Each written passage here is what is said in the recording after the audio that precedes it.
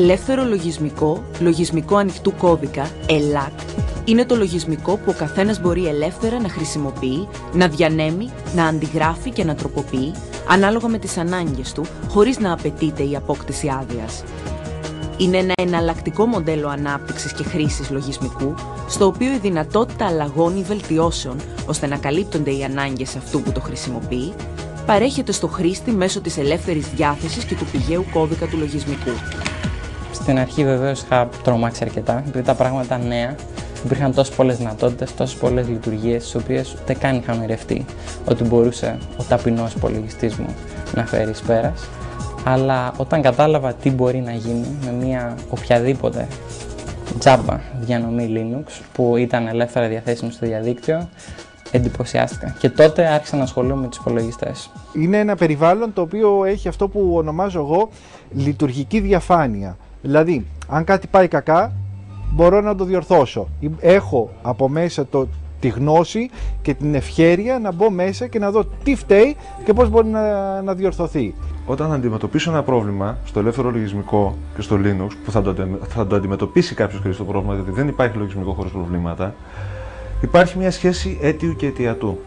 Υπάρχει μια λογική διαδικασία που μπορεί να ακολουθήσει κάποιος για να βρει τη λύση του προβλήματος. Αυτές είναι οι τρεις βασικές αρχές οι οποίες διέπουν το ελεύθερο λογισμικό και το λογισμικό ανοιχτού κώδικα. Δηλαδή, το πρώτο είναι ότι ο πηγαίος κώδικας, που είναι ο κώδικας ο οποίος περιγράφει πλήρως το λογισμικό και τι δουλειά κάνει, να είναι διαθέσιμος. Δεύτερον, η δυνατότητα κάποιου να μπορεί να το δώσει και σε άλλους. Και τρίτο, να το μετεξελίξει, να το βελτιώνει και να μπορεί να διαθέτει τη βελτιωμένη έκδοση.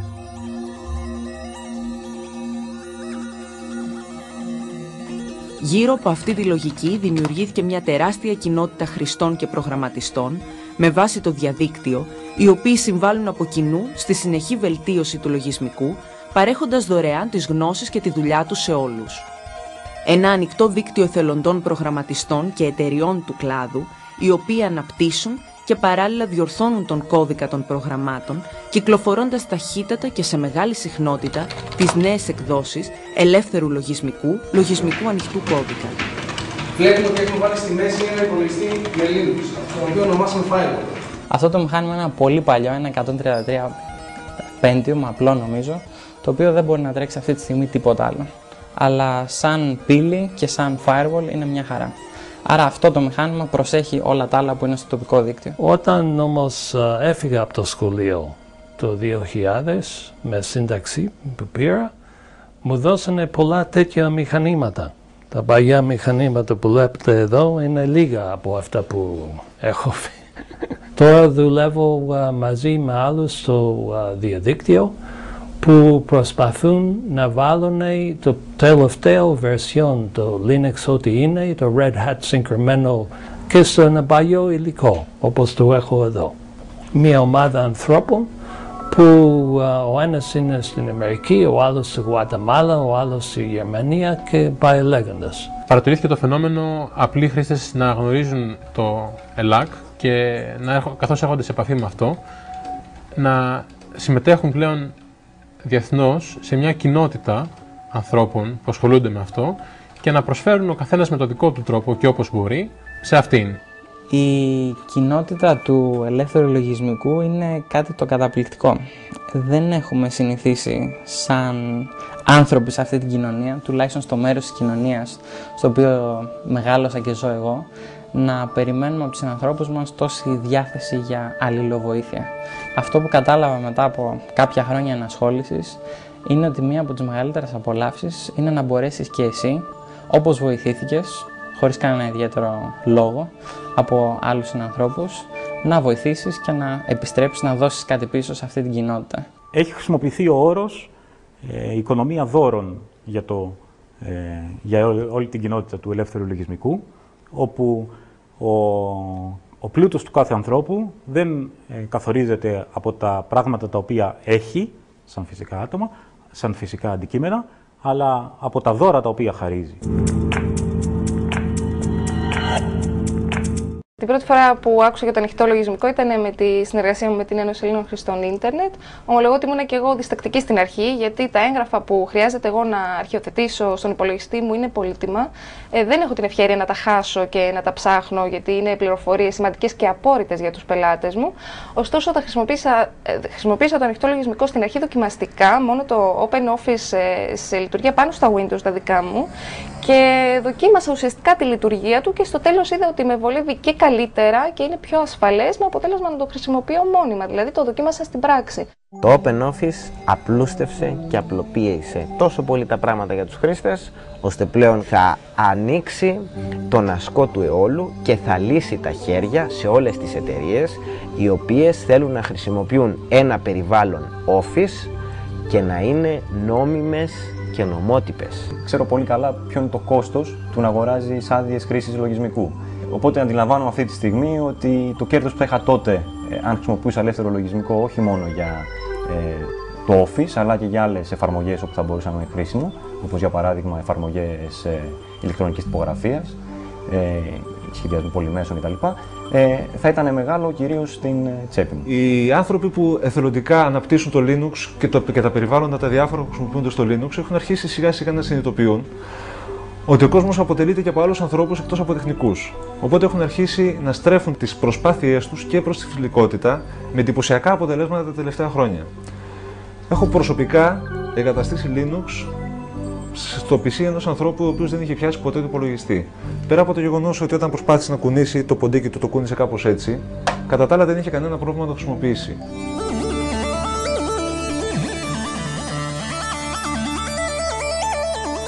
Η ανάπτυξη λογισμικού ανοιχτού κώδικα και γενικά ελεύθερου λογισμικού βασίζεται σε μια βασική αλλαγή της έννοιας της ιδιοκτησίας.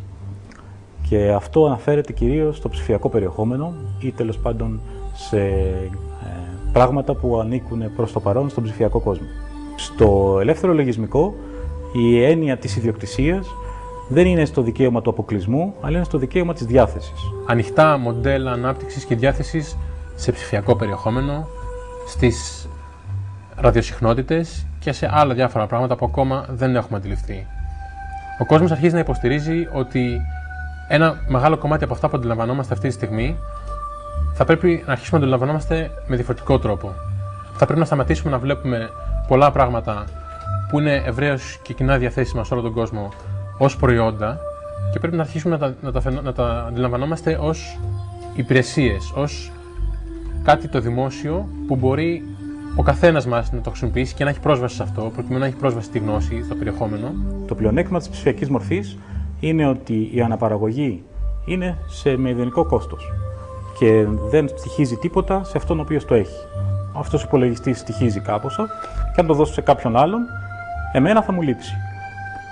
Το αντίστοιχο θέμα στο ψηφιακό κόσμο, αν έχω ένα λογισμικό, μπορώ να κάνω ένα ακριβές αντίγραφο πιστό, ελεύθερο λογισμικό, ακριβές αντίγραφο, να το δώσω σε κάποιον άλλον. Εμένα δεν θα μου λείψει τίποτα, θα το έχω, θα το έχει και αυτός και θα έχουμε και οι δύο το ίδιο πράγμα, χωρίς να έχει μειωθεί η αξία του δικού μου λογισμικού. Η φιλοσοφία που υπάρχει πίσω από το ανοιχτό λογισμικό είναι κάτι που δεν γνώριζα, που μου αρέσει πάρα πολύ και που θέλω να συμμετέχω σε αυτήν. Είναι κάτι εντελώς διαφορετικό και πρωτότυπο και από νομοθετική άποψη. Δηλαδή, είναι νομοθετικά μια πρόκληση. Το γεγονός ότι μέχρι τώρα έχουμε προσπαθήσει να κλείσουμε τόσο πολύ το οποιοδήποτε προϊόν με πνευματικά δικαιώματα και πνευματική ιδιοκτησία του δημιουργού του, ενώ το ανοιχτό λογισμικό είναι το ακριβώς αντίθετο, συνοδεύεται από άδεια ελεύθερης χρήσης. Η GNU Public License λέει ότι οποιοδήποτε μπορεί να πάρει το λογισμικό και να το κάνει ό,τι θέλει, αλλά απαγορεύεται να περιορίσει τα δικαιώματα των χρηστών.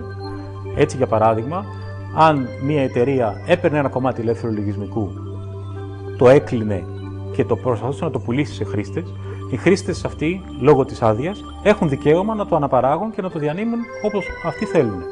Η εταιρεία δεν έχει δικαίωμα να σταματήσει τη διανομή αυτού του λογισμικού, ακριβώς λόγω αυτής της άδειας χρήσης του λογισμικού. Είναι μια υποχρέωσή μας περαιτέρω να έχουμε ενημερωθεί οι ίδιοι, αλλά να μπορούμε να ενημερώσουμε και το δικαστή, γιατί είναι σχετικά νέα προϊόντα. Μπορεί διεθνώς να κυκλοφορούν ευρέως, αλλά για την Ελλάδα είναι νέα προϊόντα αυτά, νέες υπηρεσίες και μια νέα νομοθετική πραγματικότητα στην οποία δεν έχουμε ακόμα προσαρμοστεί. Το λογισμικό ανοιχτού κώδικα με συνεχείς βελτιώσεις και αυξημένη πλέον φιλικότητα προς το χρήστη κερδίζει διαρκώς νέους φίλους παγκοσμίως. Κάθε διανομή του Linux Στην εκπαίδευση, στη δημόσια διοίκηση και στις επιχειρήσεις ενδιαφέρονται, ενημερώνονται και αποκτούν ένα ιδιαίτερα ελκυστικό εργαλείο, αξιόπιστο, σταθερό στη λειτουργία και απαλλαγμένο από σημαντικά κόστη απόκτησης και αναβαθμίσεων. Θα έλεγα ότι αντίθετα με αυτό που μπορεί κάποιος να πιστεύει, το ανοιχτό λογισμικό είναι καλύτερο σε μεγάλες λύσεις και λύσεις που δεν είναι με τεχνολογίες εχμής. Και θα ήθελα να τονίσω ότι και πάρα πολλοί πελάτες μας, ανεξάρτητα από δικιά μας υπόδειξη αναγκαστικά, χρησιμοποιούν οι ίδιοι λογισμικό ανοιχτού κώδικα στις λύσεις τους και έτσι ευκολύνουν και αυτοί στον τρόπο διαχείρισής τους, αλλά σε μεγάλο βαθμό διευκολύνουν και εμάς να τους προσφέρουμε μια καλύτερη εξυπηρέτηση. Δηλαδή, ενώ κάποτε θα μπορούσαμε να πούμε ότι προσπαθούσαμε να διαφημίσουμε την ποιότητα και να τους πείσουμε να χρησιμοποιήσουν ανοιχτό λογισμικό, σήμερα έρχονται και ζητάνε να χρησιμοποιήσουν ανοιχτό λογισμικό. Ήδη οι μεγαλύτερες εταιρείες διεθνώς στον χώρο της πληροφορικής, όπως η IBM, η Sun, η Novell, έχουν αντιληφθεί τα πλεονεκτήματα και τα ωφέλη που υπάρχουν που μπορούν να έχουν στο ελεύθερο και ανοιχτό λογισμικό και το έχουν υιοθετήσει. Μια εταιρεία κινητής τηλεφωνίας που αναπτύσσει υπηρεσίες και χρησιμοποιεί προγράμματα ανοιχτού λογισμικού μπορεί να μας δώσει υπηρεσίες οι οποίες είναι καλύτερες, μπορεί να είναι και πιο φτηνές, δεδομένου ότι δεν χρειάζεται να πληρώσει άδειες χρήσης, ή μπορεί πολύ πιο εύκολα να πειραματιστεί και το κόστος της ανάπτυξης της υπηρεσίας να είναι χαμηλότερο. Και επομένως, ακόμα και αν δεν χρησιμοποιούμε εμείς ένα υπολογιστή, αλλά απλώς ένα κινητό τηλέφωνο, μπορεί το τελικό προϊόν που παίρνουμε εξαιτίας της ύπαρξης του ανοιχτού λογισμικού και χωρίς να το ξέρουμε καν, να είναι πολύ καλύτερο. Για παράδειγμα, μπορεί να βρεις ψυγείο που χρησιμοποιεί Linux αυτή τη στιγμή και να μην ξέρεις ότι έχει κατεστημένο Linux. Αλλά μπορείς όμως, αν ξέρεις πραγματικά, θεωρητικά θα μπορούσες να μπεις μέσα στο ψυγείο και να αρχίσεις να πειράζεις. Το Linux, επειδή είναι ελεύθερο λογισμικό, μπορούμε να το μετατρέψουμε και να το προσαρμόσουμε σε διάφορα είδη συσκευών. Μπορούμε να το έχουμε από μικρές αυτόνομες συσκευές ή επιπαλάμιους υπολογιστές που χρησιμοποιούμε μαζί μας, όπως αυτός εδώ πέρα. Επίσης, μπορούμε να το βάλουμε σε πολυεπεξεργαστικά συστήματα και να το βάλουμε και σε πολλούς υπολογιστές μαζί. Η νέα τάση στον χώρο των υπολογιστών είναι η συνεργασία πολλών υπολογιστών παγκόσμια. Αυτό ονομάζεται Grid Computing και βασίζεται πάνω στο Linux. Ολόκληρες χώρες υιοθετούν πολιτικές που αγκαλιάζουν το ελεύθερο και ανοιχτό λογισμικό και φροντίζουν να βοηθήσουν την ανάπτυξή του. Το σημαντικό είναι ότι το Linux εξελίσσεται και μαζί με την εξέλιξη του Linux και του υπόλοιπου ανοιχτού λογισμικού αλλάζει και ο χώρος πληροφορικής και αυτό το βλέπω και μέσα από τη δουλειά μου σαν επαγγελματίας. Η δυνατότητα επιλογής που δίνει το ελεύθερο λογισμικό είναι σημαντική για πολλούς. Η οικονομική ευκολία που δίνει σε πολλές μικρές επιχειρήσεις το ελεύθερο λογισμικό είναι επίσης σημαντική για πολλούς. Μεγάλες εταιρείες του χώρου της πληροφορικής, οι οποίες είχαν και δικά τους ακόμα προϊόντα που το Linux μπορεί να θεωρηθεί ανταγωνιστικά προς αυτό, στρέφονται προς το Linux, διότι πέρα από το οικονομικό όφελος που μπορούν να έχουν, πέρα από το γεγονός ότι ο κόσμος το ζητάει, η τεχνική του ανωτερότητα και ο τρόπος που φτιάχνεται τους δίνει τη δυνατότητα να εξελίξουν προϊόντα πολύ πιο γρήγορα.